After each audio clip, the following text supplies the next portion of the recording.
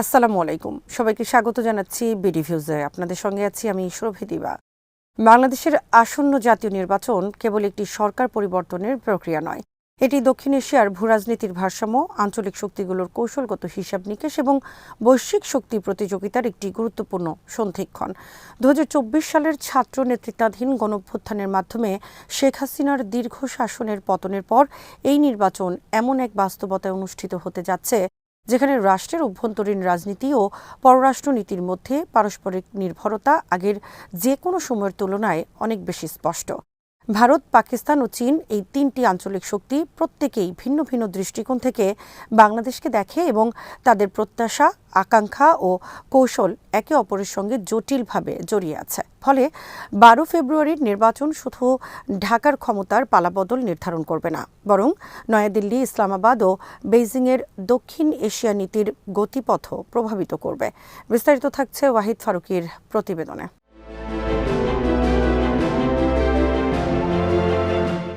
শেখ হাসিনার পতনের আগে বাংলাদেশকে ভারত দীর্ঘদিন ধরেই একটি নির্ভরযোগ্য কৌশলগত অংশীদার হিসেবে বিবেচনা করত। নিরাপত্তা সহযোগিতা, সীমান্ত ব্যবস্থাপনা, বিদ্যুৎ ও জ্বালানি বাণিজ্য, আঞ্চলিক কানেক্টিভিটি এবং সন্ত্রাসবিরোধী সহযোগিতায় ঢাকা নয়াদিল্লির সম্পর্ক ছিল ঘনিষ্ঠ।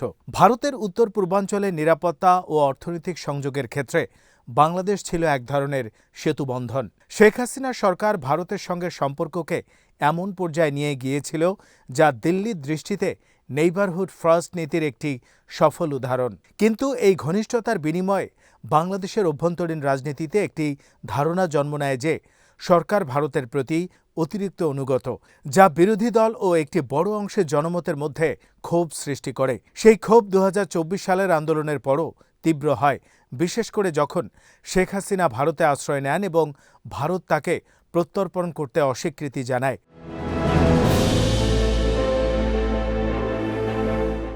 এই প্রেক্ষাপটে আসন্ন নির্বাচন ভারতের জন্য একদিকে ঝুঁকিপূর্ণ, অন্যদিকে সম্ভাবনারও ক্ষেত্র। দিল্লি জানে যে আওয়ামী লীগ আপাতত রাজনীতির কেন্দ্রবিন্দুতে ফিরছে না, ফলে ভারতের কৌশল বাস্তববাদী হয়ে উঠছে। তারা এমন একটি সরকার চায় যা অন্তত ভারতের সঙ্গে কার্যকর সম্পর্ক বজায় রাখবে এবং নিরাপত্তা ও আঞ্চলিক স্থিতিশীলতার প্রশ্নে প্রকাশ্য বিরোধিতায় যাবে না। বিএনপি ও জামাতে ইসলামী, এই দুই শক্তির মধ্যে যে কেউ ক্ষমতায় এলে ভারতের সঙ্গে সম্পর্কের ধরনে পরিবর্তন আসবে, কিন্তু তার মাত্রা ভিন্ন হবে। বিএনপি অতীতে ভারতের সঙ্গে টানাপোড়েনপূর্ণ সম্পর্ক বজায় রাখলেও সাম্প্রতিক বছরগুলোতে একটি তুলনামূলক বাস্তববাদী অবস্থান গ্রহণ করেছে। তারা জানে যে অর্থনীতি, বাণিজ্য, পানি, সীমান্ত এবং আঞ্চলিক নিরাপত্তার মতো ইস্যুতে ভারতের সঙ্গে সমঝোতা ছাড়া বাংলাদেশের পক্ষে এগোনো কঠিন। তাই বিএনপি নেতৃত্বাধীন সরকার ভারতের কাছে পুরোপুরি অগ্রহণযোগ্য হবে না, যদিও সম্পর্ক আর আগের মতো উষ্ণ নাও হতে পারে।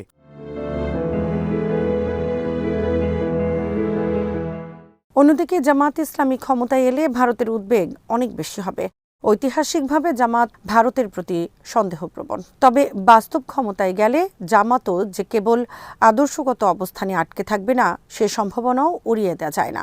রাষ্ট্র পরিচালনার বাস্তবতা, অর্থনৈতিক চাপ এবং আঞ্চলিক নির্ভরতা তাদের একটি ভারসাম্যপূর্ণ অবস্থান নিতে বাধ্য করতে পারে। তবুও দিল্লির দৃষ্টিতে জামাতের উত্থান মানে ভারতের পূর্ব সীমান্তে নিরাপত্তা ও প্রভাবের ক্ষেত্রে নতুন চ্যালেঞ্জ।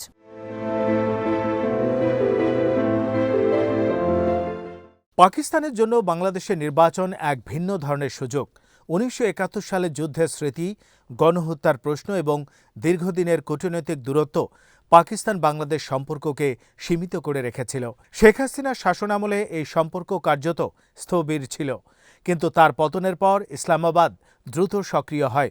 বাণিজ্য পুনরায় শুরু, সামরিক ফ্লাইট চালু, সামরিক সংলাপ, এসব পদক্ষেপের মাধ্যমে পাকিস্তান দেখাতে চেয়েছে যে তারা সম্পর্ক নতুনভাবে শুরু করতে প্রস্তুত। এর পেছনে কেবল দ্বিপাক্ষিক লাভের হিসেব নয়, বরং ভারতের কৌশলগত স্বার্থকে চাপে রাখার একটি বড় উদ্দেশ্য কাজ করছে।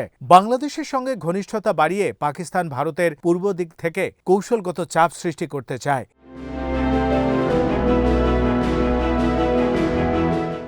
এই নির্বাচনে পাকিস্তানের সবচেয়ে পছন্দের ফলাফল হবে জামাতের ক্ষমতায় আসা। ইসলামাবাদ মনে করে জামাত সরকার গঠন করলে ভারতের প্রভাব উল্লেখযোগ্যভাবে কমে আসবে। তবে বিএনপি ক্ষমতায় এলেও পাকিস্তান পুরোপুরি অসন্তুষ্ট হবে না। বিএনপি ঐতিহ্যগতভাবে বাংলাদেশ ফার্স্ট নীতির কথা বলে, যার অর্থ হলো কোনো একক শক্তির সঙ্গে অতিরিক্ত ঘনিষ্ঠতা নয়, বরং ভারসাম্য রক্ষা। এই ভারসাম্যের রাজনীতিতে পাকিস্তানও একটি জায়গা পাবে, যদিও তা ভারতের সঙ্গে সম্পর্ক পুনর্গঠনের পথে বাধা সৃষ্টি করবে কিনা সেটাই হবে পাকিস্তানের মূল দুশ্চিন্তা।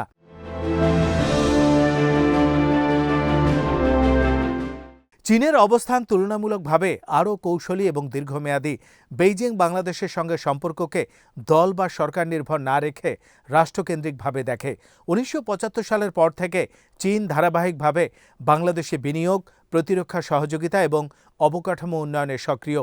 বেল্ট অ্যান্ড রোড ইনিশিয়েটিভের আওতায় বাংলাদেশ চীনের জন্য একটি গুরুত্বপূর্ণ অংশীদার। শেখ হাসিনার আমলে যেমন চীন ঢাকা সম্পর্ক শক্তিশালী ছিল, তেমনি অন্তর্বর্তী সরকারের আমলে তা আরও গভীর হয়েছে। চীন দ্রুত বাস্তবতা মেনে নিয়ে নতুন সরকারের সঙ্গে কাজ শুরু করেছে, যা তাদের কূটনৈতিক বাস্তববাদের একটি উদাহরণ।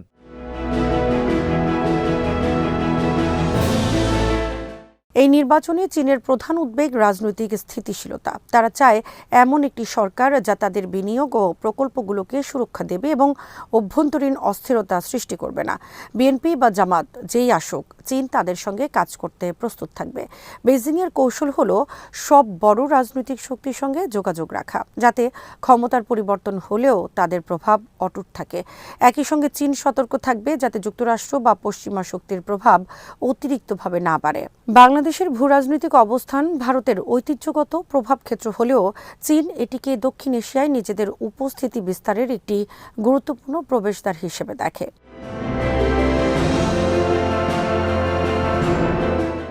এই তিন শক্তির দৃষ্টিভঙ্গি বিশ্লেষণ করলে বোঝা যায় বাংলাদেশের নির্বাচন আসলে একটি বহুমাত্রিক ভূরাজনৈতিক সমীকরণ। ভারতের জন্য এটি হারানোর প্রভাব পুনরুদ্ধারের সুযোগ বা অন্তত ক্ষয় রোধের চেষ্টা। পাকিস্তানের জন্য এটি একটি কৌশলগত শূন্যস্থান পূরণের সম্ভাবনা। চীনের জন্য এটি তাদের দীর্ঘমেয়াদী বিনিয়োগ ও প্রভাব নিশ্চিত করার আরেকটি ধাপ। কিন্তু এই সব হিসেবের কেন্দ্রে রয়েছে বাংলাদেশের নিজস্ব স্বার্থ ও অভ্যন্তরীণ বাস্তবতা। যে সরকারি ক্ষমতায় আসুক, তাকে অর্থনৈতিক চ্যালেঞ্জ, সামাজিক বিভাজন, আন্তর্জাতিক চাপ এবং আঞ্চলিক শক্তির প্রতিযোগিতার মধ্যে ভারসাম্য রক্ষা করতে হবে।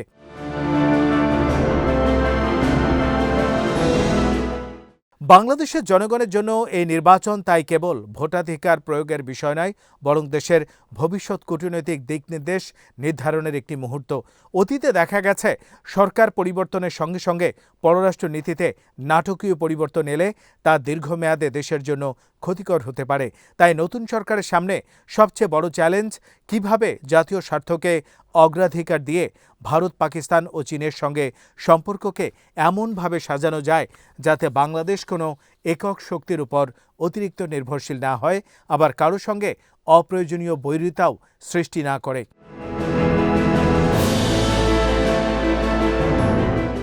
এই নির্বাচন শেষে যে সরকারি ক্ষমতায় আসুক না কেন, তাকে একটি পরিবর্তিত আঞ্চলিক বাস্তবতার মুখোমুখি হতে হবে। দক্ষিণ এশিয়ায় শক্তির ভারসাম্য বদলাচ্ছে। ভারত চীন প্রতিযোগিতা তীব্র হচ্ছে। পাকিস্তান নতুন করে কৌশল সাজাচ্ছে। এই প্রেক্ষাপটে বাংলাদেশ যদি কৌশলগতভাবে বিচক্ষণ না হয়, তবে সে নিজেই বড় শক্তিগুলোর প্রতিযোগিতার ময়দানে পরিণত হতে পারে। কিন্তু যদি দক্ষ কূটনীতি ও অভ্যন্তরীণ ঐক্যের মাধ্যমে এগোনো যায়, তবে এই নির্বাচন বাংলাদেশের জন্য একটি নতুন, আরও স্বনির্ভর ও ভারসাম্যপূর্ণ পররাষ্ট্র নীতির সূচনা হিসেবেও ইতিহাসে জায়গা করে নিতে পারে। আজ এখানেই শেষ করছি। সবাই ভালো থাকুন, সুস্থ থাকুন আর দেখতে থাকুন বিডি ভিউজ। চ্যানেলটি ভালো লাগলে সাবস্ক্রাইব করুন। সংযুক্ত থাকুন আমাদের ফেসবুক পেজে। আল্লাহ হাফেজ।